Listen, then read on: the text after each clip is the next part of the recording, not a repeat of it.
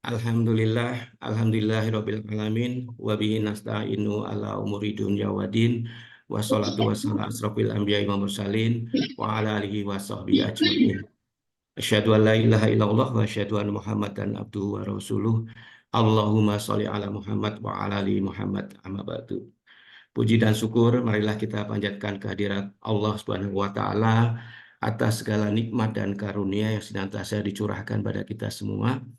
Wal khusus pada pagi hari ini kita bisa bertemu lagi bertolabul ilmi bersama Ustadz Wahid Rahman setelah kita jeda sekitar 2 pekan. Salam dan sholawat semoga tercurah kepada junjungan kita Nabi besar Muhammad Shallallahu Alaihi Wasallam beserta keluarga, para sahabat dan pengikutnya istiqomah, dan insya Allah kita termasuk pengikut beliau yang dengan izin Allah akan mendapatkan syafaat beliau di yaumil kiamah nanti. Baiklah Bapak Ibu sekalian, sebelum kita mulai kajian, izinkan di kesempatan yang baik ini saya mengucapkan selamat Idul Fitri, taqabbalallahu minna wa minkum, siyamana wa siyamakum, minal aidin wal faizin, mohon maaf lahir dan batin. Baiklah Bapak Ibu, rekan filah yang dimuliakan Allah, 2 pekan lalu kita membahas surat Al-Asr, dan di sana disebutkan juga bahwa apabila kita tidak termasuk golongan yang merugi, maka ada 4 hal yang harus kita lakukan. Yang pertama kali, meningkatkan ketakwaan kita, meningkatkan amal soleh kita, kemudian saling menasihati dalam kebaikan dan kesabaran. 2 hal yang sudah kita bahas yaitu meningkatkan ketakwaan dan meningkatkan amal soleh. Dan mungkin pada kesempatan kali ini insya Allah kita akan membahas kelanjutan dari bahasan surat Al-Asr itu. Baiklah Bapak Ibu sekalian, sekarang sudah 05.38, untuk itu waktu dan taklim sepenuhnya saya serahkan kepada Ustadz dan ambil buku mungkin. Tafadhol Ustadz. Maaf, salah kitab. Malu, Terlalu banyak kajian Ustadz, jadi salah grupnya nih. ini yang saya pakai kitabnya yang buat hari Senin jam sama. Oh, Mohon maaf lahir batin iya ya, Pak. iya Ustadz. Oke, Tafadhol Ustadz. siap. Bismillahirrahmanirrahim. Assalamualaikum warahmatullahi wabarakatuh. Innal hamdalillah nahmaduhu wa nasta'inuhu wa nastaghfiruh.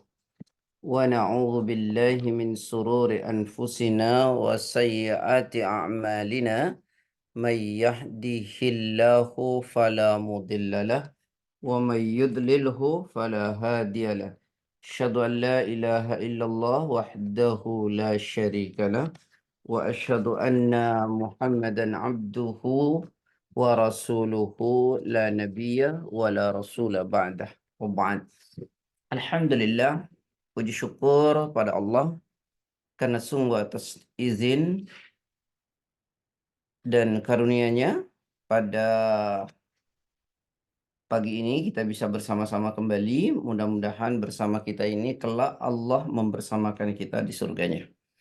Salawat beserta salam semoga senantiasa tercurah kepada Rasulullah Sallallahu Alaihi Wasallam, pada keluarganya, sahabat-sahabatnya, pengikut-pengikutnya, dan tentu kita semua yang mengikutinya.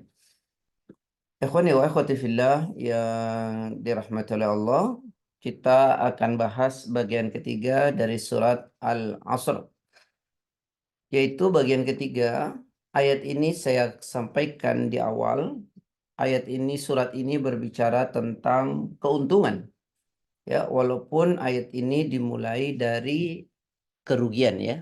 Demi masa innal insana lafi khusr, sesungguhnya manusia itu semua dalam keadaan rugi. Illal ladzina amanu, maka yang tidak rugi, artinya ayat ini bicara keuntungan. Yang pertama, orang yang selalu dalam keadaan iman. Yang kedua, wa amilus salihah, dan orang yang tak pernah berhenti dengan amal-amal salehnya. Baik amal soleh yang berupa ritual maupun amal soleh yang berupa sosial. Dan ini kemarin sudah kita jelaskan. Yang ketiga adalah watawassaw bil haqqi, dan orang-orang yang selalu menasehati satu sama lain. Ya, jadi bahwa dalam Islam ini, kalau kita ingin menjadi orang yang tidak rugi, maka kita harus membuka diri untuk bisa dinasehati, ya, untuk bisa dinasehati. Sebagai apa? Sebagai bentuk persaudaraan kita. Ya, maka di dalam Al-Quran, Islam itu ajarkan pada surat ke-49 ayat 10. Ya. Jadi sebagai bentuk persaudaraan, maka kita jangan pernah berhenti untuk menasehati. Quran surat 49 ayat 10. Innamal mu'minuna ikhwatun fa aslihu baina akhawaykum wattaqullaha la'allakum turhamun. Monggo.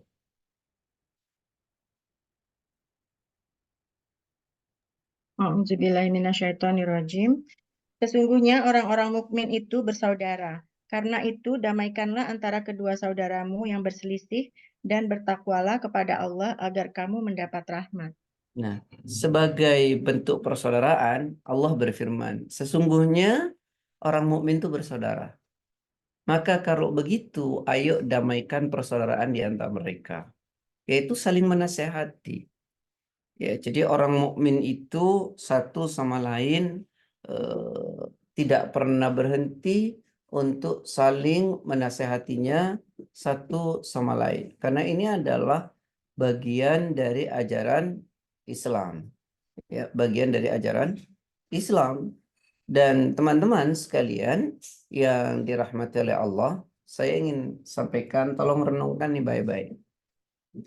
Orang yang menasehati kita di saat tidak ada orang lain yang mendengarnya, maka orang itu benar-benar menasehati kita. Tetapi orang yang menasehati kita di khalayak ramai, sebenarnya dia sedang menghina kita. Maka tolong dicamkan baik-baik, ya. Atau ketahuilah, orang yang menasehatimu di saat tidak ada orang, maka sebenarnya dia benar-benar menasehati kita. Akan tetapi, orang yang menasehati kita di khalayak ramai, sebenarnya dia sedang menghina kita atau mempermalukan kita. Nah, ini betul-betul kita renungkan, ya. Menasehati saudara kita itu keniscayaan, tetapi seharusnya secara face-to-face relationship. Jadi tidak ada orang, ya. Bukan menasehati di khalayak ramai.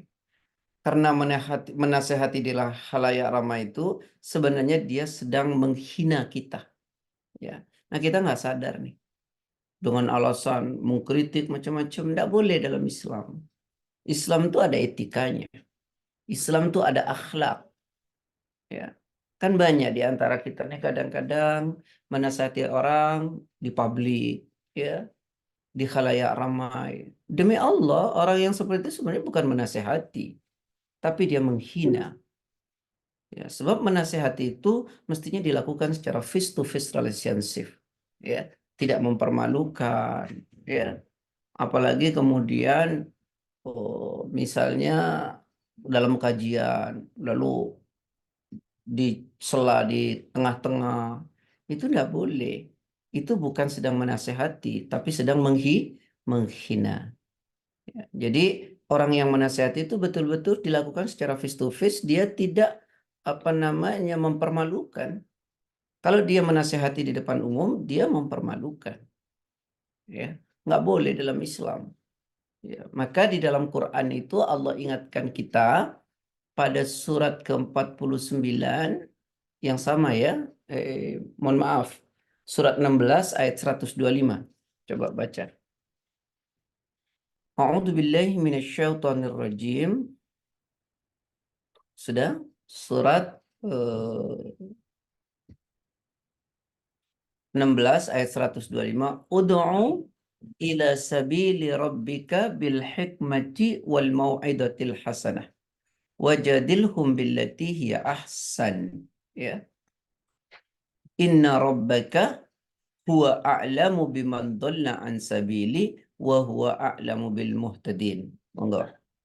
A'udzubillahiminasyaitonirrajim. Serulah manusia kepada jalan Tuhanmu dengan hikmah dan pengajaran yang baik, dan berdebatlah dengan mereka dengan cara yang baik. Sesungguhnya Tuhanmu, dialah yang lebih mengetahui siapa yang sesat dari jalannya, dan dialah yang lebih mengetahui siapa yang mendapat petunjuk.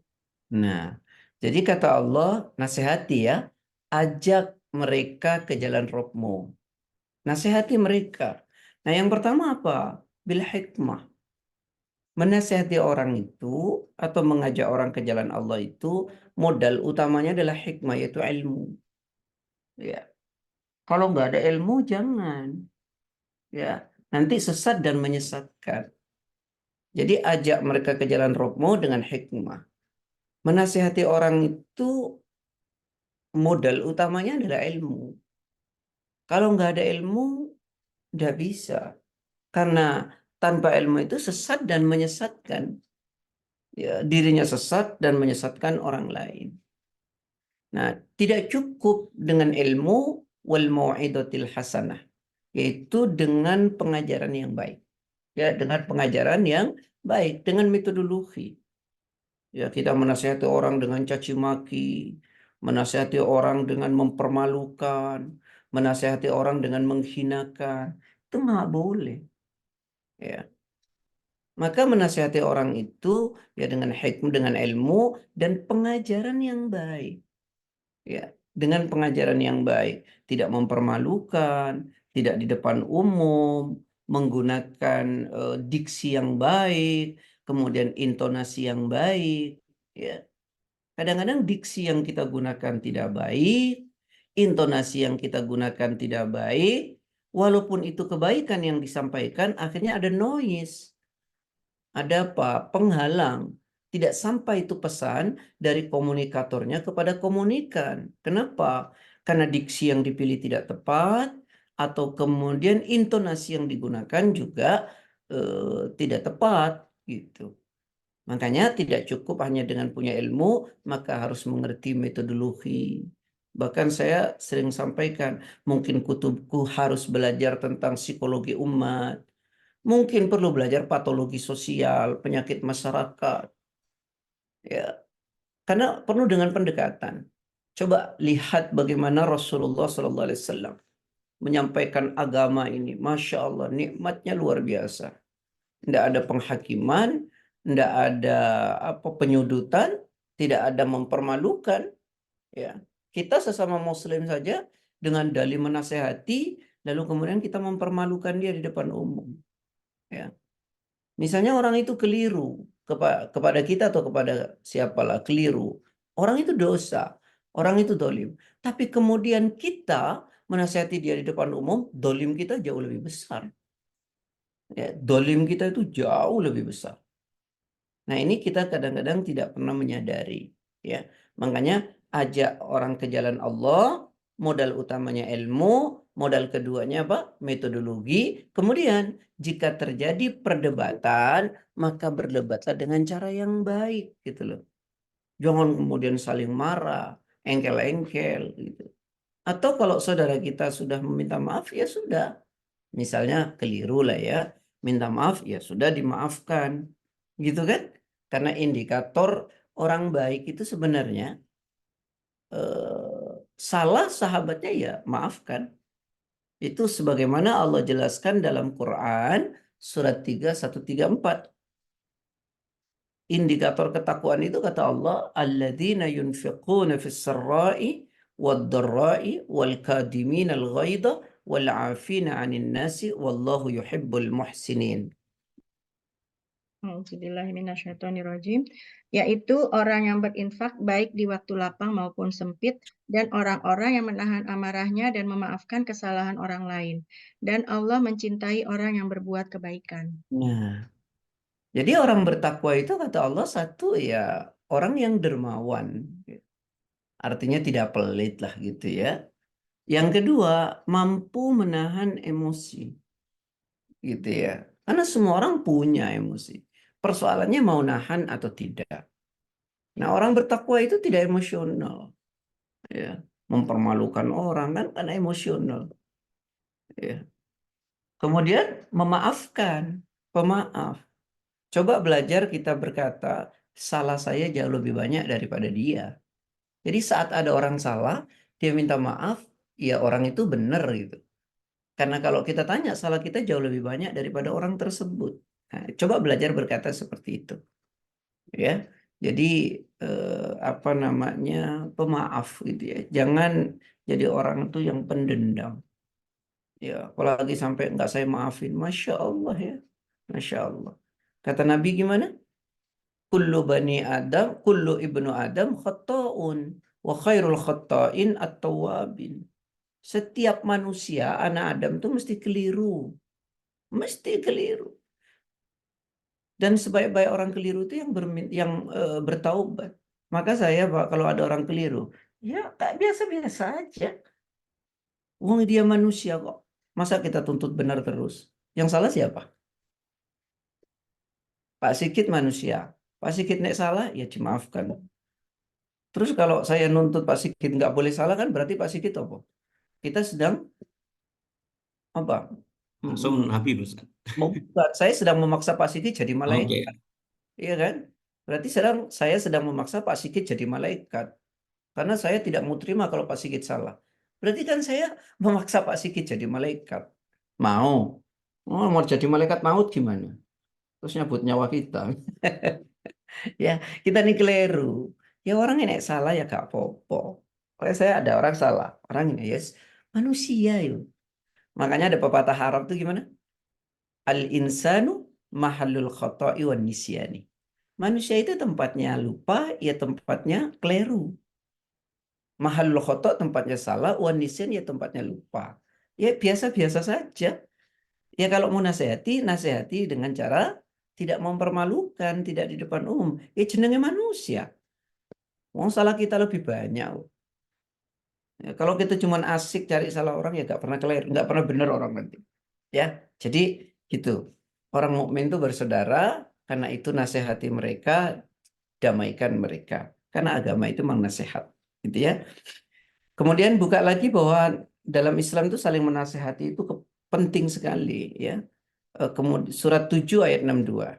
Saya potong tapi wa ansahu lakum. Ada ayat begitu. Surat ke-7 ayat 62.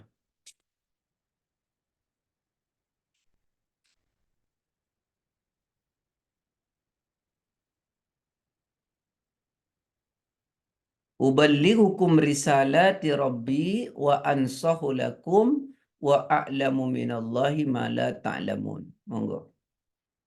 A'udzubillahiminasyaitonirrajim.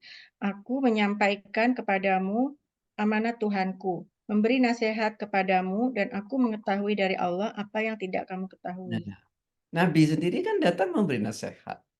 Jadi kata Nabi, aku menyampaikan kepadamu amanat Tuhanku. Uballighukum risalati rabbi. Aku menyampaikan kepadamu amanat Tuhanku. Ya kalau Nabi ya tutur katanya lembut, diksinya indah, intonasinya oke, kan gitu kan. Karena Nabi itu adalah maksum, terpelihara. Loh, kita ini bukan Nabi. Ustadz-ustadz itu ya manusia. Nek keliru, nek salah ya jenenge manusia. Ya, jenenge manusia. Wa ansahu lakum, dan aku memberi nasihat kepadamu. Jadi makanya orang sahabat-sahabat dulu, Pak. Bukan dari Nabi kepada sahabat saja. Di antara para sahabat itu, kalau ada yang menasehati dia, kata-kata yang keluar dari dirinya itu apa coba? Alhamdulillah masih ada saudaraku yang mengingatkan aku. Jadi nasihat itu kata-katanya alhamdulillah masih ada saudaraku yang menasehati aku, yang mengingat aku dan mencintai. Karena ketika memberi nasihat itu dianggap sebuah cinta kalau dilakukan secara face to face itu ya. Kalau kemudian mengkritik, menasehati di depan umum, dia sebenarnya sedang mempermalukan kita. Ya. Nah, kalau dipuji sebaliknya orang dulu, dia bilang apa? Allahumma la tu'akhidni bima yaqulun waghfir li ma la ya'lamun. Apa katanya? Ya Allah, jangan kau hukum aku atau kau bebani aku dengan pujian-pujian yang mereka lontarkan. Jadi pujian itu dianggap sebuah beban atau hukuman. Karena dia tahu bahwa dengan dipuji orang tuh jadi sombong, jadi bangga, begitu. Dan ampuni aku ya Allah dengan aib-aibku yang sesungguhnya mereka tidak pernah tahu. Nah, kalau sekarang kita dinasehati marah, dipuji senengnya luar biasa. Nek dinasehati, wis urus awake dhewe, urus aja kamu sendiri. Aneh, orang dulu tuh nek dinasehati ya berterima kasih. Ya, berterima kasih. Kalau dipuji, dia minta pertolongan kepada Allah karena pujian itu adalah hukuman. Kalau sekarang kita cari pujian dan takut betul dengan nasihat orang. Ya. Jangan takut dinasehati dan yang menasehati gunakan cara yang baik begitu. Gunakan cara yang baik karena nggak boleh menasehati orang itu dengan cara yang tidak baik. Dalam Al-Quran surat yang lain, surat yang sama, surat ke-7 ayat 68. Wa ana lakum nasihun amin, kata Nabi. Allah Ta'ala berfirman begitu ya. Silakan. Auzubillahiminasyaitonirrajim.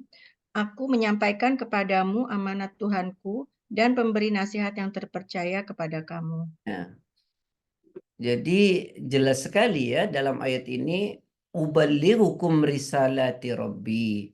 Aku menyampaikan kepadamu amanat Tuhanku. Wa ana lakum nasihun amin. Ya, dan aku ini pemberi nasihat yang terpercaya kepadamu. Ya, Nabi. Nah, kita para ustadz menyampaikan apa yang disampaikan Nabi. Nah, makanya ilmu yang dibutuhkan. Kalau tidak ada ilmu, kita nggak menyampaikan apa yang disampaikan Nabi. Dan mungkin saja dalam metodologi ada keliru, ada silap lisan, ada lupa. Ya itu manusia. Ya mboten nopo-nopo. Jangan dipaksa orang itu mesti benar terus itu. Nah, kalau mau dinasehati ya dinasehati. Nah, nanti ustadznya memperbaiki insya Allah. Gitu ya. Jadi makanya dalam suami istri juga kan kita diajarkan gimana?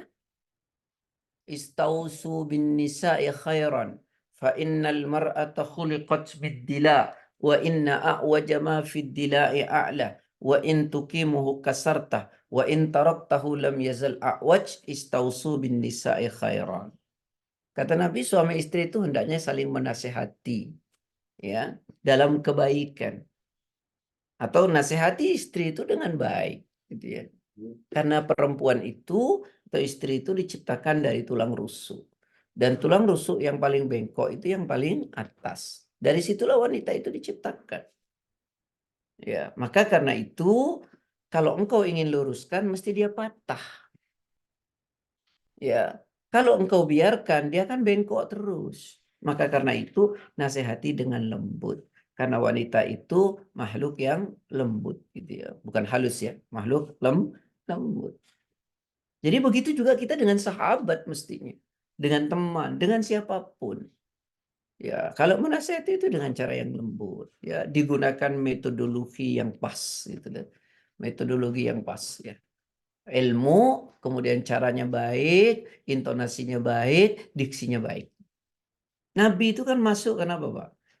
Diksi dan intonasinya itu pas.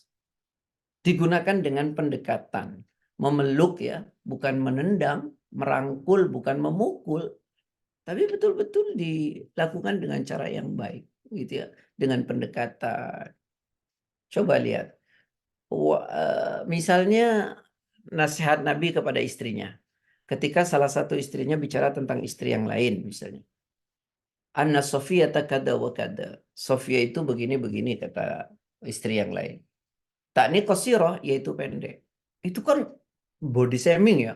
Betul-betul tidak boleh dalam Islam.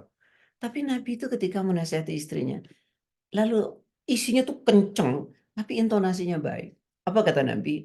Laqad qulti kalimatan law muzijat bima'il bahri lamazajathu.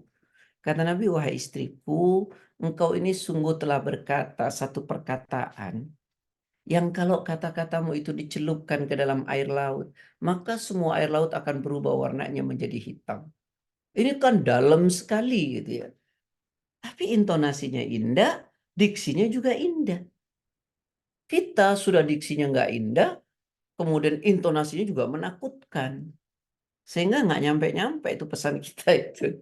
Ya, nggak nyampe-nyampe. Jadi saling menasehati dengan cara yang baik. Ya, gitu ya. Kenapa? Karena kata Rasulullah, ya, kata Nabi an Abi Ruqayyah Tamim ibni Aus Ad-Dari radhiyallahu an, dari Abi Ruqayyah, bapaknya Ruqayyah, namanya Tamim bin Aus Ad-Dari, semoga Allah meridainya. Sesungguhnya Nabi SAW bersabda, apa kata Nabi? Ad-dinun nasihah. Agama itu nasihat, kata Nabi. Kepada siapa? Kulna, saya tanya, liman, kepada siapa ya Rasulullah? Qala lillahi, kepada Allah. Menasehati itu mengajak kepada jalan Allah. Ya, jangan menasehati tidak mengajak ke jalan Allah, yaitu keliru. Ya. Kemudian wali rasuli, ke jalan rasulnya. Sunnah. Ya kan gitu. Wali a'immatil muslimina wa ammatihim. Ya, bagi para pemimpin kaum muslimin dan bagi kaum muslimin secara umum. Jadi kepada pemimpin kita boleh nasihati, bahkan Nabi mengatakan afdalul jihad kalimat adlin inda sultanin jair. Jihad yang paling utama mengatakan kebenaran di hadapan pemimpin yang zalim. Tapi ada kata di hadapan, tidak mempermalukan, tidak mencaci, tidak memaki. Lakukan secara personal, datang. Kalau kita tidak punya akses, ya sudah, titipkan surat kepada orang yang punya akses. Kalau tidak, ya sudah doa saja kita. Tidak boleh mempermalukan, mencaci, memaki, tidak boleh. Ya. Begitu juga kepada saudara kita. Ya, nasihatnya yaitu ke jalan Allah, ke jalan Rasul. Ajak nih, jalan Allah begini. Qala Allah Ta'ala berfirman. Qala Rasulullah SAW, Rasul bersabda begini, begini, begini, begini. Ya. Sampaikan. Ya. Dengan cara yang baik dan lembut gitu ya. Maka dikatakan ke jalan Allah misalnya dan ke jalan Rasul. Nabi itu pernah mengatakan hadis dari Jarir. Ya, an Jarir ibni Abdullah, dari Jarir bin Abdullah radhiyallahu an, semoga Allah meridainya, qala, bersabda Nabi, bayatu Rasulullah sallallahu alaihi wasallam. Kata beliau, kata sahabat ini, saya membaiat kepada Rasulullah sallallahu alaihi wasallam. Baiat apa? Ala iqamis salat, untuk mendirikan salat. Ini namanya ke jalan Allah. Untuk mendirikan salat. Wa ita'iz zakah, untuk menunaikan zakat. Wan nushi, ini likulli muslim, dan saling menasehati dan menasehati setiap muslim. Tapi sekali lagi ya, jangan pernah mempermalukan. Tadi saya bilang apa? Menasehati di depan umum sebenarnya dia sedang mempermalukan kita. Menasehati secara face to face relationship, berarti dia sedang menasehati kita dengan sebenar-benarnya. Saudaraku, gitu. Sampaikan, gunakan kata yang baik. Karena gitu kan, sampai Nabi itu bilang, kalau kita membiarkan saudara kita salah terus, ya kita malah keliru.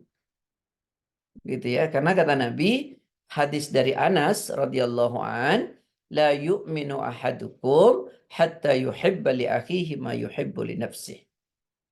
Tidak sempurna iman seseorang sampai dia mau mencintai saudaranya sebagaimana dia mencintai dirinya sendiri.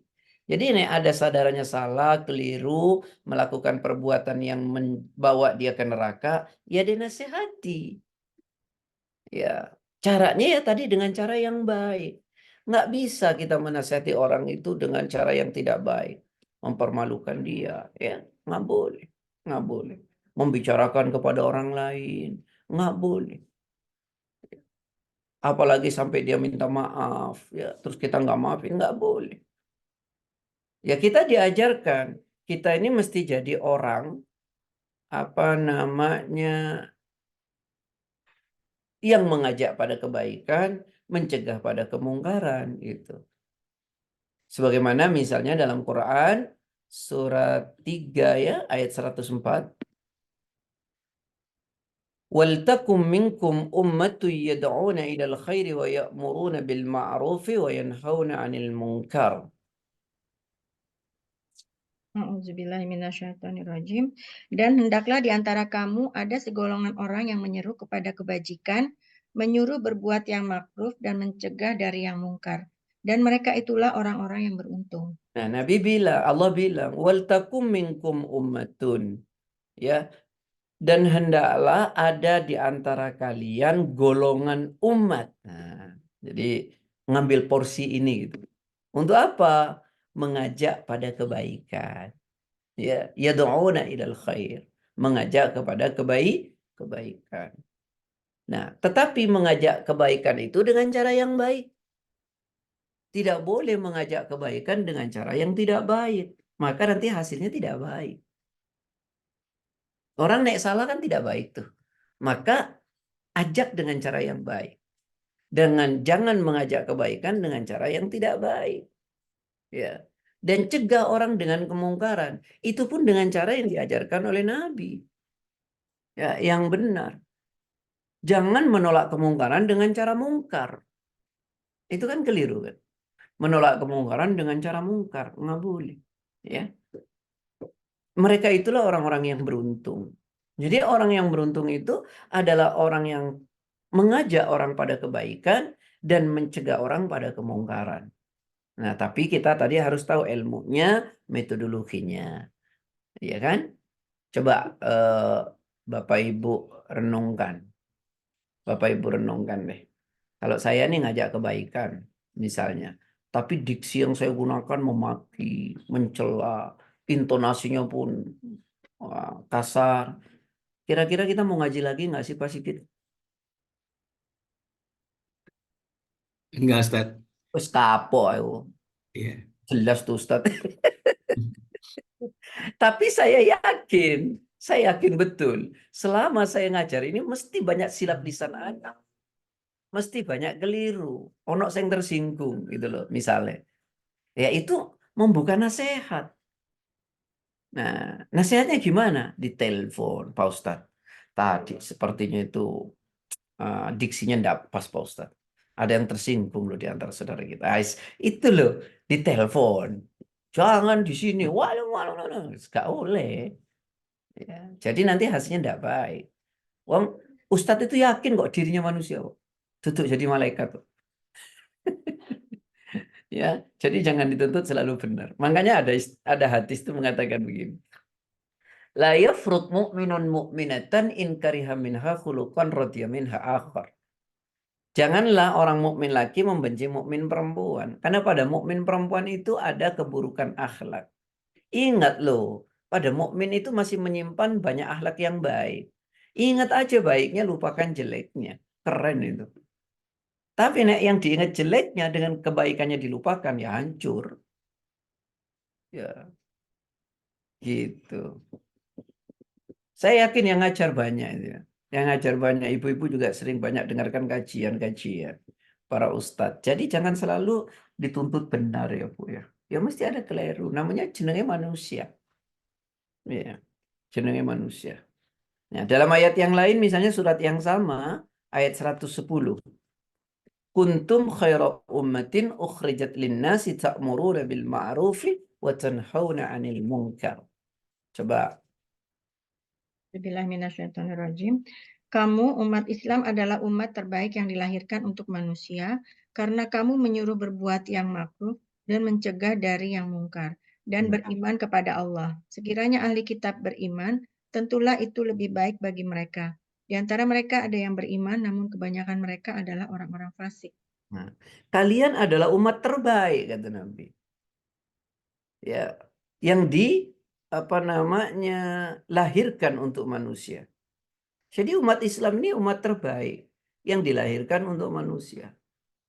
Coba kita tanya sekarang sama diri kita, di mana kebaikan saya? Manfaat apa yang saya sudah berikan pada orang lain? Wah, orang paling hidup, paling bahagia itu ketika orang paling banyak bermanfaat buat orang lain.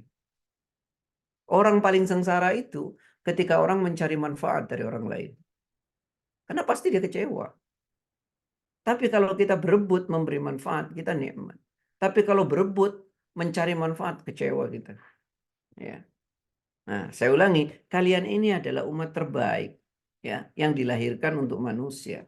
Kenapa? Karena selalu mengajak pada kebaikan, saling menasehati, mengajak orang ke jalan Allah, dan mencegah dari kemungkaran.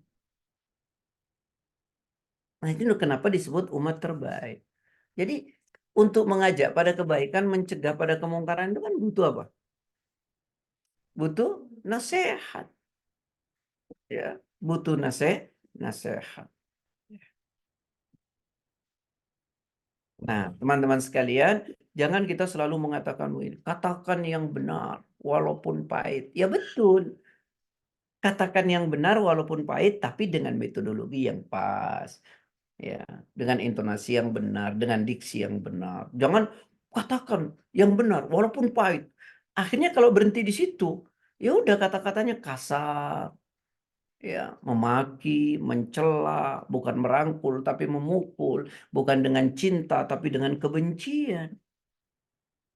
Nah, bagi kita yang memberi nasihat, kalau ternyata ya kita dimaki, dicaci, ya sudah juga, nggak usah juga sakit hati, nggak usah juga apa namanya marah-marah, ya udah biarin aja.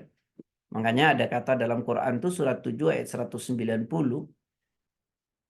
khudil afwa wa'mur bil urfi wa'arid anil jahilin. Monggo.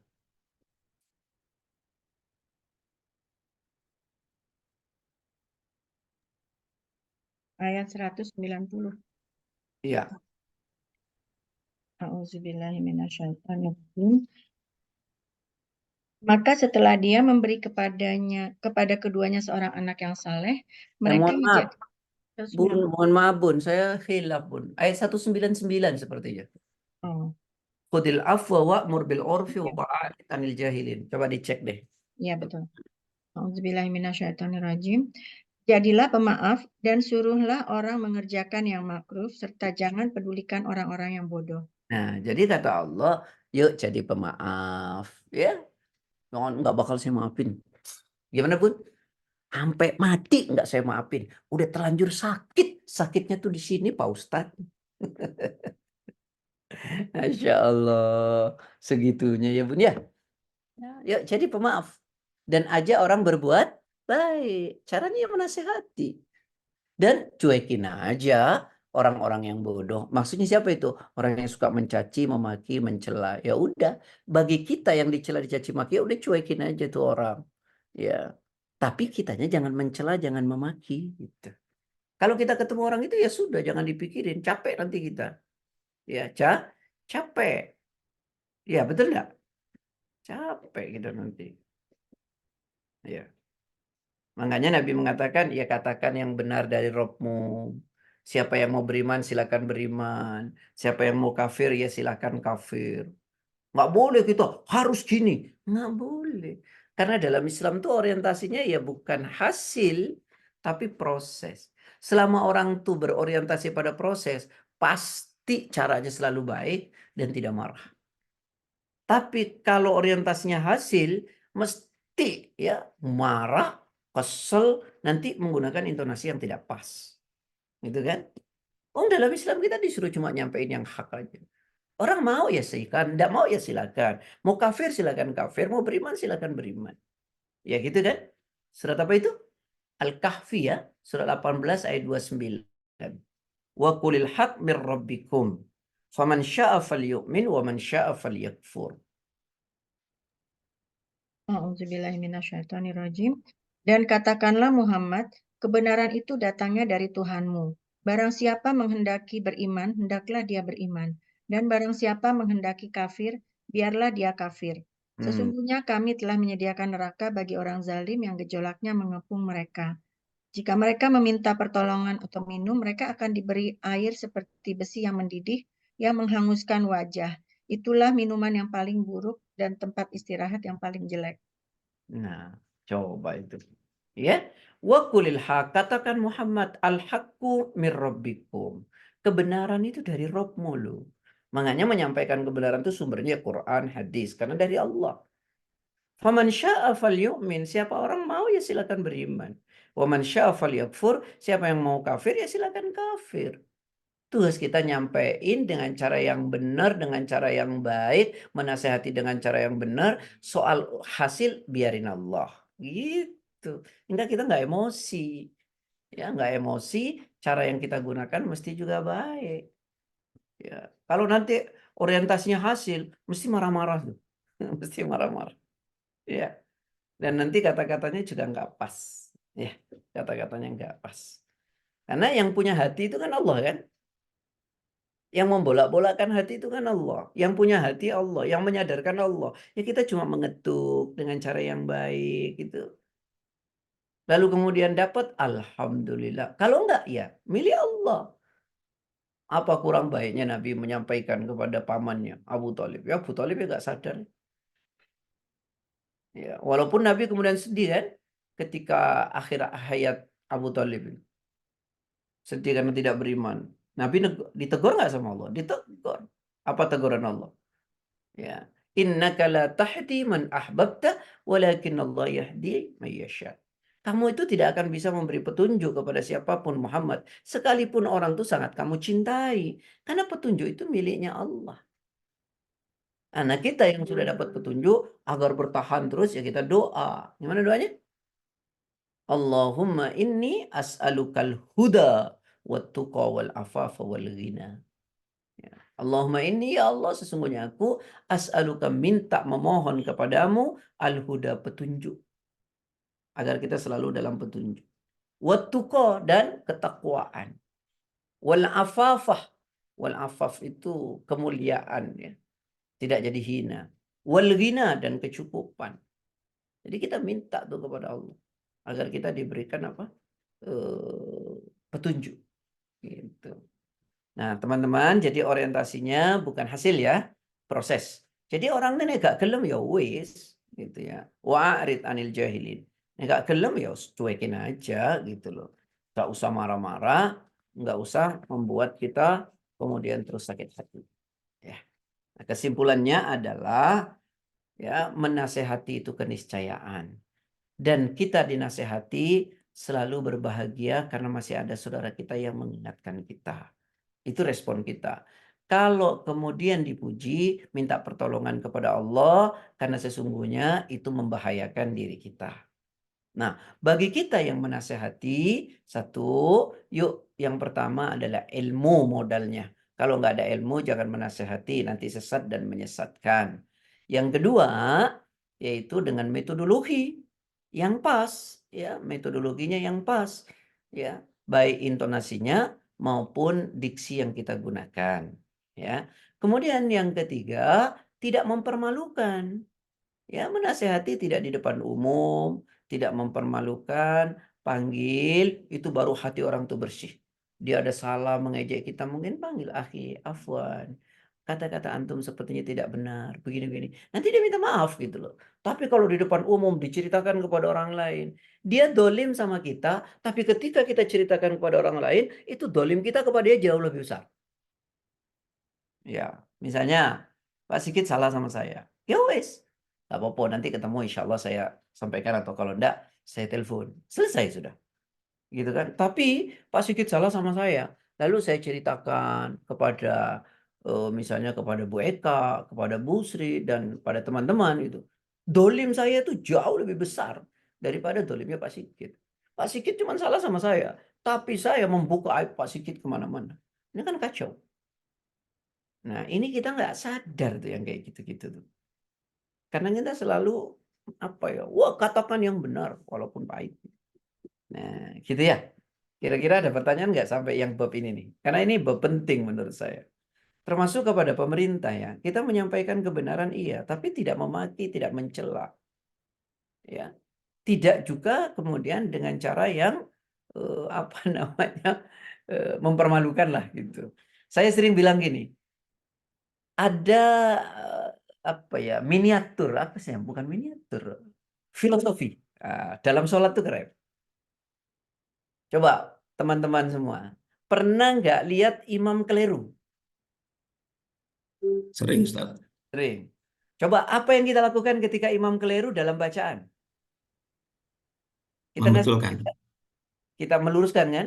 Siapa Ya, yang meluruskan? orang yang ada Ah, di belakangnya. iya. Bukan semasjid ramai.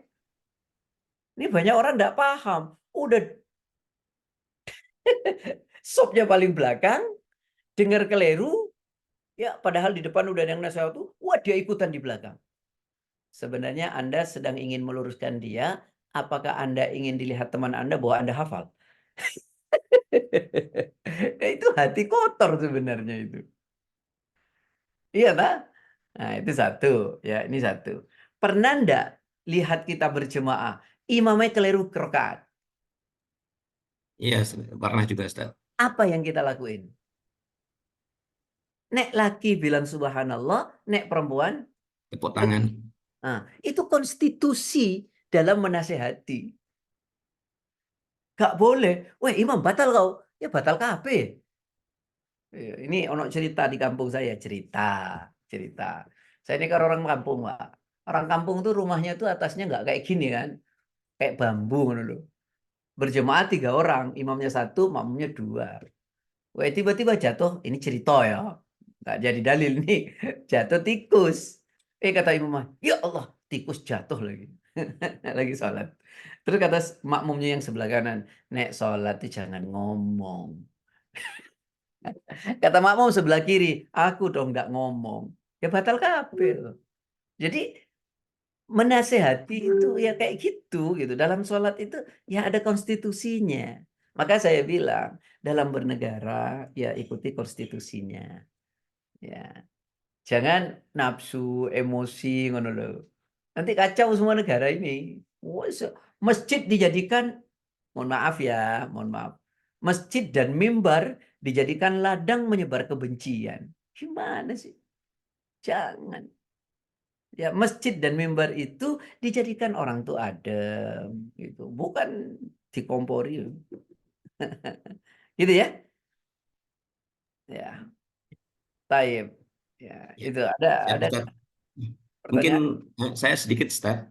Tadi Ustaz mengatakan bahwa dalam menasihati atau berdakwah kita harus punya ilmu dan juga metodologi Ustaz.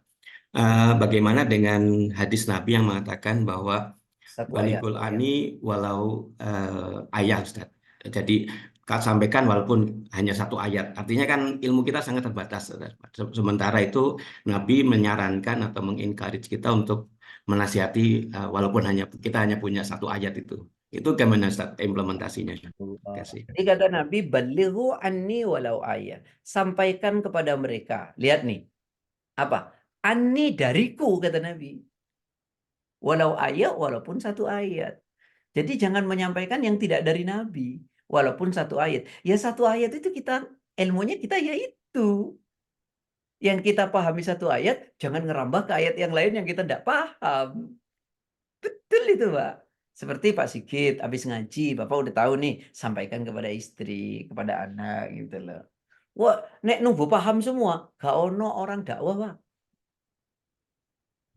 Wah, hafal semua Quran, belum tentu paham. Saya hafal semua, paham. Dak, pada. Enggak, makanya peluang dinasehati ya sama Pak Arsyad. Ya itu luas, Pak. Nasihati anak nek salah ya, Pak, gitu ya. Oh, Ustaz gak ngerti semuanya. Ya yang dia paham. Wong saya ngajar mesti pakai kitab kok. Nih, kerepeannya tuh, Pak. Nih gak pakai kerepean dia gak iso. Ya, gitu. Kerepeannya kitab. Ya, ini kitab yang saya baca, ini sarah nih dari Riyadhus Shalihin gitu. Ya, jadi nggak mesti ngerti semua. Ngerti semua nggak dakwah-dakwah. Siapa nanti yang dakwah? Makanya saya nggak ngerti tuh kalau ada orang dakwah dijelesin. Ya wes, yang penting yang disampaikan dia benar, yang disampaikan dia yang dia paham.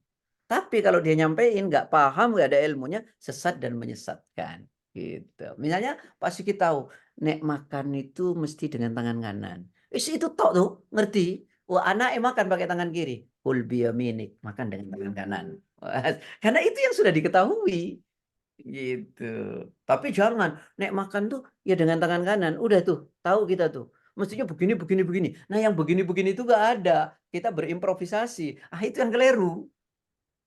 Nah, itu maksudnya Pak Sigit ya. Jadi nggak nunggu Pak Sigit hafal Quran, Pak. Nanti nggak nyampein-nyampein. Siap Ustaz. Oke, Nah, paham Pak. Ustaz. Ya. Ya. Ngono. Yang penting benarnya itu Ustaz ya, dari nabinya itu ya. Satu ayat itu untuk Baligu ani kita itu pahami. Ustaz. Nah, Ya, gitu. oke. Terima kasih Ustaz. Oke, mungkin ada yang ingin bertanya eh, apa Saya namanya pasti. berkaitan dengan menasihati ini. Silakan buka mikrofonnya atau raise hand. Silakan. Saya pasti gitu ya. Ya, silakan Pak Arsyad. Assalamualaikum warahmatullahi wabarakatuh. Terima kasih Pak Ustadz, ilmunya luar biasa pagi ini. Saya ingin kutip almarhum Gus Dur ya. Ada kalimat beliau yang saya sering ingat. Kalau orang udah tidak mau ngomong dengan kita, tinggalkan aja gitu, pergi aja kita gitu.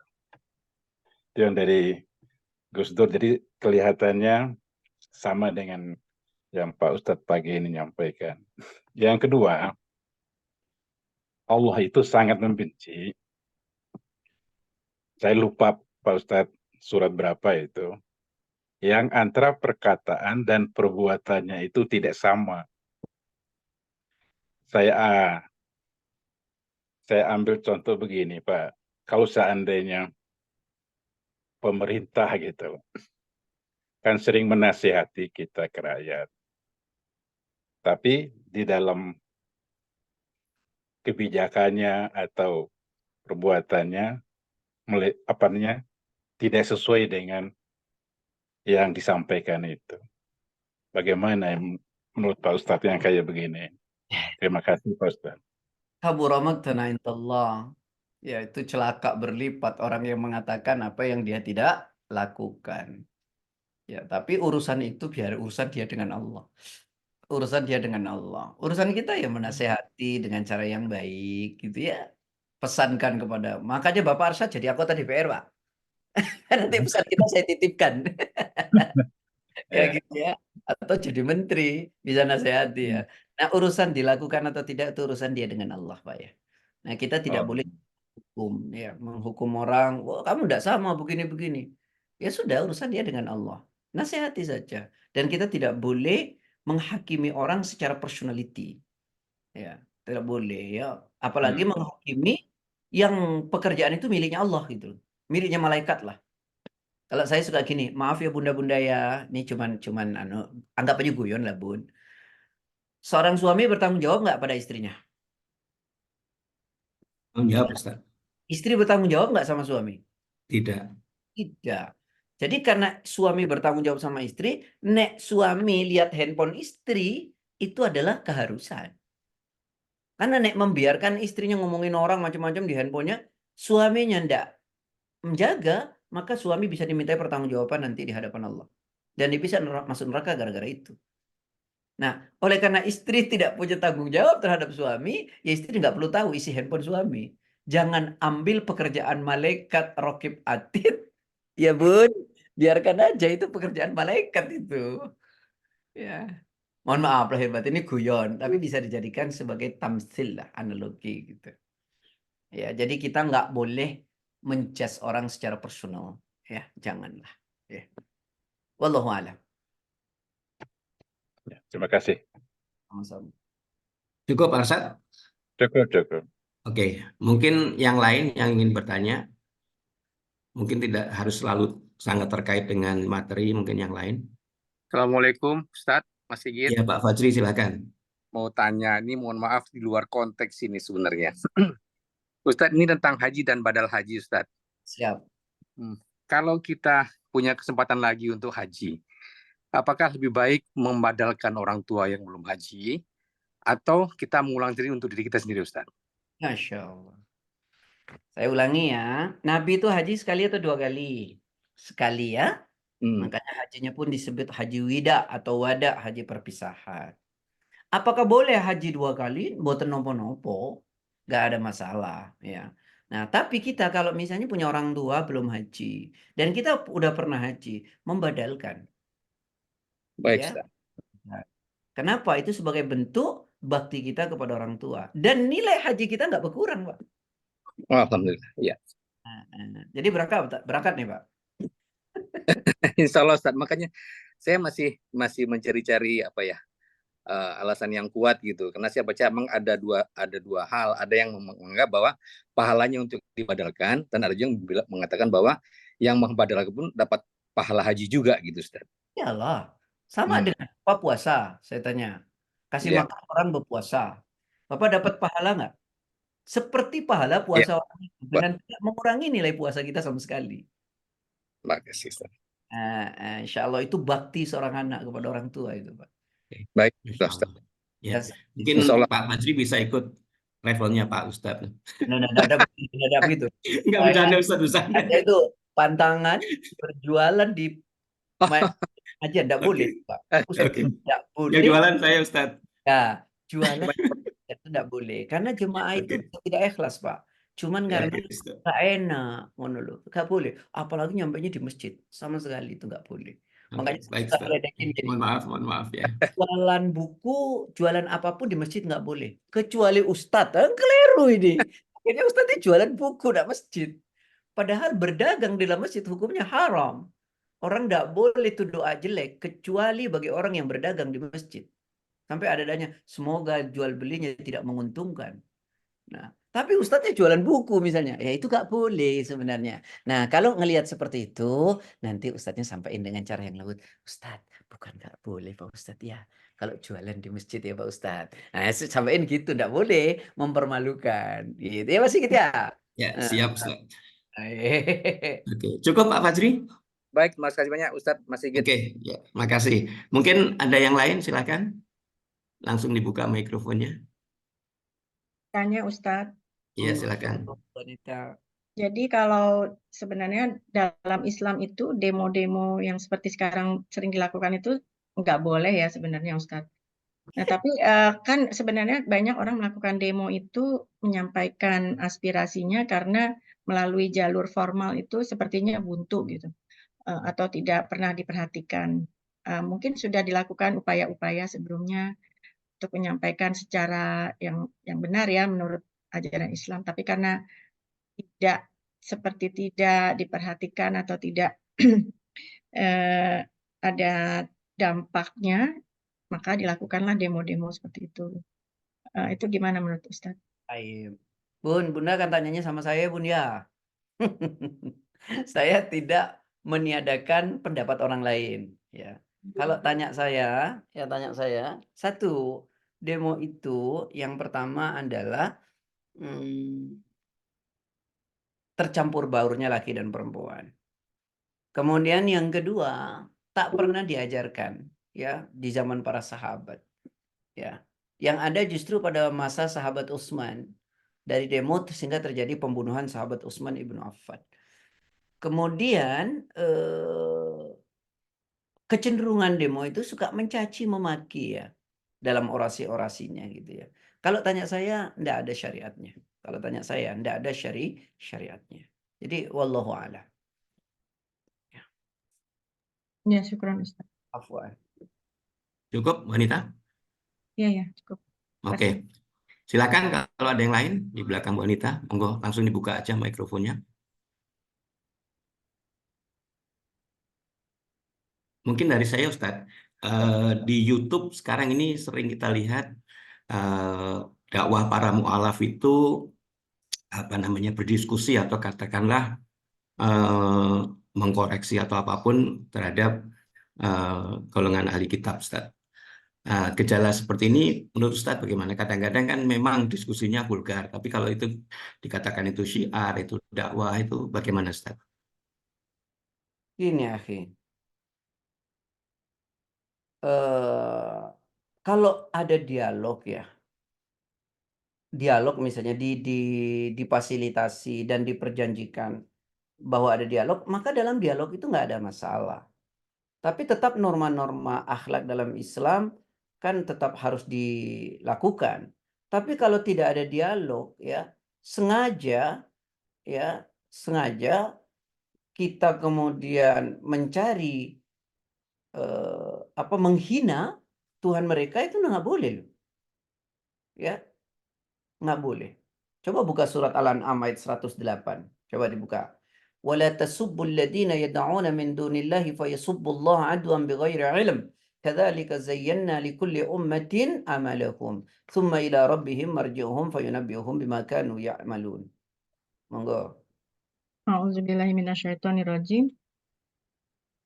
Dan janganlah kamu memaki sesembahan yang mereka sembah selain Allah, karena mereka nanti akan memaki Allah dengan melampaui batas tanpa dasar pengetahuan. Demikianlah kami jadikan setiap umat menganggap baik pekerjaan mereka, kemudian kepada Tuhan tempat kembali mereka. Lalu Dia akan memberitahukan kepada mereka apa yang telah mereka kerjakan. Janganlah kamu memaki sembahan yang mereka sembah selain Allah. Kenapa? Karena nanti mereka akan memaki Allah melampaui batas tanpa ilmu. Nggak boleh. Kalau secara ceramah kita gitu ya, terus maki-maki Tuhan orang non-Muslim. Nggak boleh itu dalam Islam. Itu jelas Quran. Makanya saya cukup tidak setuju kalau ada teman-teman misalnya dalam ceramahnya itu memaki-maki, nggak boleh. Ya, nggak boleh. Ya, memaki Tuhan mereka. Tapi kalau memang diadakan satu dialog terbuka gitu ya antara mereka, ya sampaikan saja. Tapi moral dan akhlak tetap dalam Islam itu dijunjung tinggi. Ya, wallahu a'lam. Ya, jelas Ustaz. Makasih. Pas Oke, topik. mungkin ada yang bertanya lagi? Pak Arsyad mau nanya lagi? Nah, Oke. kata-kata terakhir ini saya sangat setuju benar gitu. Jadi yakinlah bahwa kalau mau mempengaruhi non-Muslim itu nggak perlu deh, ini kan Allah, kalau Allah udah menggerakkan hidayah kan selesai. Iya. Ya, Dan juga kalau Allah menghilangkan hidayah kita selesai juga tuh. iya. Ya nenek, ya makanya nggak usah terlalu ini menjelek-jelekan agama lain. Makanya saya itu Pak, Cocok benar ini. semua dari Quran dan dari hadis kan tadi bukan ide saya ya, bukan Iya. pemahaman saya bahwa kita nggak boleh menghina Tuhan mereka itu bukan dari saya, tapi dari Iya. dari Allah gitu ya. Nah, Iya. itu. Walaupun orang lain yang mau menghina kita kan, Oh itu menghina mah agama kita. biarin aja kalau orang mau menghina saya secara oh kalau orang menghina agama saya marah Pak. Tapi kalau orang menghina saya, monggo silakan, monggo kerso sebanyak-banyaknya. Nanti saya dapat timbahan pahala itu dan dosa saya berkurang. Iya, iya. Makasih. Pandangan yang luar biasa, Ustaz. Ada kajian besok itu tentang sabar kan yang terakhir. Oke, Ustaz. Yang dari London itu, Ustaz. Yang taklim dari London. Kajian kita ini, Pak. Oh, kajian kita. Oke, siap. Yang lanjutan ini, Pak Ustaz ya. Oke, siap. Yang terakhirnya ya, Ustadz. Iya, betul. Sabar ya, Bun. Siap. Kok surat pendek ini lama sekali malah. Iya. Empat pertemuan, Ustaz. Pemahamannya biar jelas. Surat Al-Nasr ini hanya 3 ayat, tapi 3 kali pertemuan ya. 4 kali, insya Allah. Oke, mungkin ada yang pertanyaan terakhir? Sekarang udah 0639. Kayaknya sudah enggak, Pak. Baru pertama. Nggak ada pertanyaan ya. Insya Allah pekan depan kita lanjutkan bagian terakhir dari surat Al-Asr ini. Baiklah, kita tutup kajian kita pada pekan ini.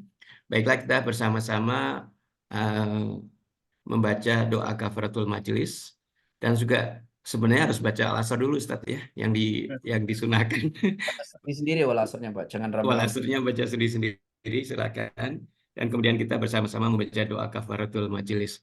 Subhanakallah wa bihamdika asyhadu an la ilaha illa anta astaghfiruka wa atubu ilaik. Mohon maaf apabila ada yang kurang, dan terima kasih saya sampaikan untuk Profesor Nani dan Mbak Nita yang membantu saya dalam kajian pagi hari ini. Baiklah, kita tutup. Assalamualaikum warahmatullahi wabarakatuh. Waalaikumsalam. Terima kasih banyak Ustaz atas ilmu dan waktunya. Waalaikumsalam warahmatullahi wabarakatuh. Makasih Ustaz. Makasih Sigit, Nita. Yuk sama-sama semua. Jelas ya. Assalamualaikum. Ya, mohon maaf lahir batin. Makasih Ustaz Sigit. Maaf lahir batin. Sama-sama semua. Assalamualaikum. Waalaikumsalam warahmatullahi. Izin live ya, makasih. Ya.